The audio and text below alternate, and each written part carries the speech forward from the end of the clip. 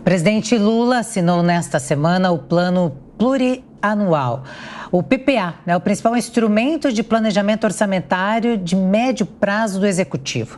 Vamos falar agora com o professor de Economia do IBMEC, Alexandre Pires, que irá nos explicar sobre a possibilidade, professor, a gente já vai perguntando, desse déficit zero nas contas e o que esperar para a economia aí do próximo ano. Bom dia, seja bem-vindo.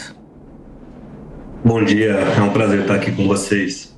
Bom, nós temos uma situação que já vinha se delineando nos últimos anos, ou seja, os planos já existiam com alguma previsão de déficit zero ou próximo de déficit zero. Mas quando nós fizemos o ajuste, digamos, que foi para o Congresso, aquela proposta de ajuste fiscal, ela já trazia algumas estimativas um pouco, digamos, otimistas demais, né, com relação a níveis de desemprego e de crescimento econômico. Só que agora tudo sinaliza que o PIB pode chegar aí, ficar na casa próximo de 2,5%, 3% nesse ano, o que dá uma certa folga fiscal, mas não o suficiente para cobrir mais de 100 bilhões de déficit, né? Ou seja, há uma expectativa do governo de compensar tentar cobrir esse buraco, aumentando a receita, como todos estão vendo, né? Ou seja, há uma expectativa de alavancar essa meta, primeiro aumentando a receita,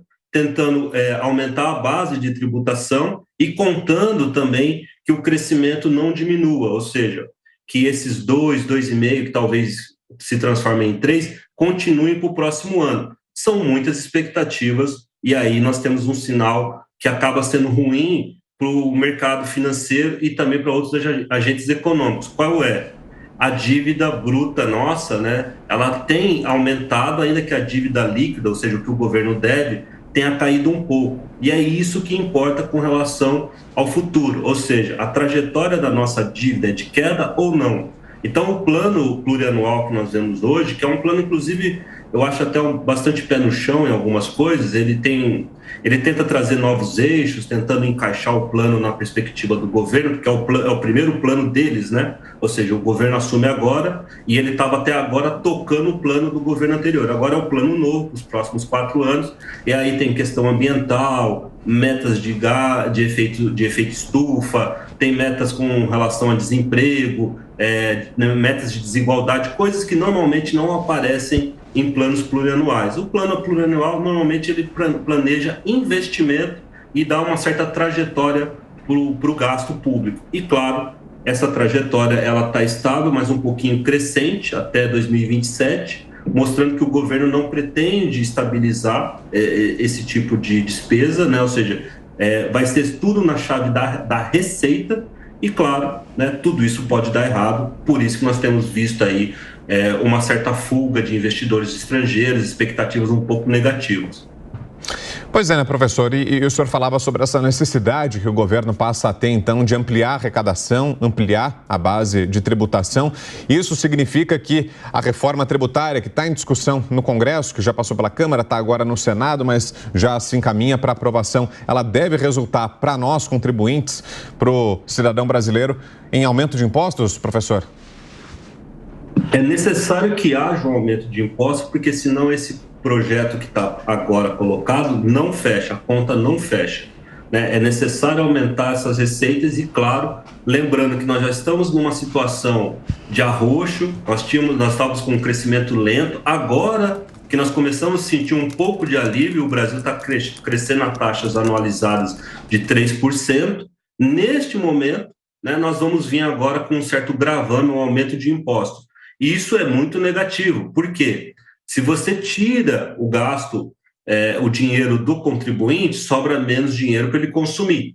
Ou seja, o governo que vai decidir onde que esse gasto vai ser feito. E aí nós podemos ter, nesse momento em que a população respiraria um pouco aliviada, de novo, né, uma queda ali de capacidade de consumo, porque o imposto subiu. E aí o que acontece? A demanda deprime, a oferta vai encolher, ou seja, o produtor vai falar, olha, está tendo um aumento de impostos, a carga tributária subiu de 33 para 37, né? O consumo foi de 20, uma alíquota de 20 para uma alíquota de 30.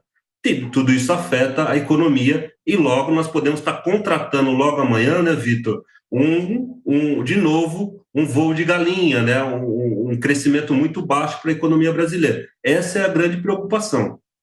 Vilela, sua pergunta?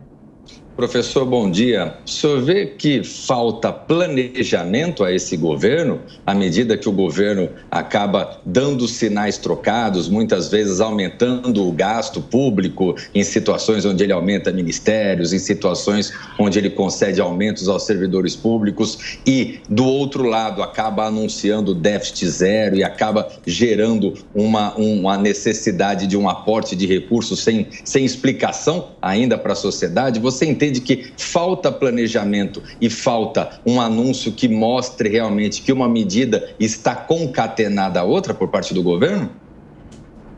Olha, o que nós percebemos é, como você disse, alguns sinais são trocados. O que a gente olha o Ministério da Fazenda e esse ministério tem se tornado um ministério até um pouco ortodoxo com relação ao discurso que nós ouvimos, né? Se vocês olharem o PPA que nós estamos discutindo hoje, dá a impressão que dá para refazer o Brasil, né? Ou seja, tem que mudar tudo. Mas o que está dando resultado são essas políticas que vinham sendo feitas ao longo dos últimos anos, não só do último governo Bolsonaro, mas desde do governo Michel Temer, que é uma trajetória de queda da dívida, uma tentativa de estabilização da inflação, ou seja, políticas que tentem não aquecer demasiadamente a economia para que haja tempo do setor produtivo acompanhar. Essas políticas são as que estão trazendo esses resultados. Quais resultados? Uma queda do desemprego, o desemprego vem cada ano, mês após mês, mostrando uma queda, né? O crescimento vem saindo daquele nosso patamar de 1,9% e está agora indo aí para acima de 2%, talvez cheguemos a 3%. Então, isso tudo que vinha dando algum resultado está sendo contraposto no discurso, em razão, claro, de o novo governo tentar estabelecer uma nova plataforma e tentar se capitalizar para a reeleição, mas o perigo é de nós voltarmos de novo para políticas ortodoxas, como nós vimos lá atrás, né, a nova matriz econômica. E isso tudo é preocupante, porque nós sabemos que, no geral, o resultado não é positivo. Quando você tem o Banco Central na mão, como havia no passado, bastava você imprimir dinheiro e tentar fazer com que, até ali na próxima eleição, a sensação fosse de riqueza, né? Agora nós não temos isso. Então, quando nós errarmos, nós realmente vamos estar contratando, às vezes, mais 2 anos de não crescimento, né? Uma pequena ali recessão. Então, é preocupante, sim. O governo deveria, talvez, se alinhar mais em uma política mais ortodoxa, ter um compromisso mais sério, explícito, que, olha, nós vamos controlar os gastos. Nós até vimos o presidente da Câmara dos Deputados dizendo isso, né? Que é muito provável que tenha que haver controle de gastos. Então, a gente vai ter um pouco ainda esse embate. O executivo falando que quer gastar mais, né? E aí talvez o Congresso tendo que frear esse impulso. Muito bem, professor Alexandre Pires, obrigado pela presença aqui no Jornal da Manhã. Um bom final de semana. Até uma próxima. Obrigado.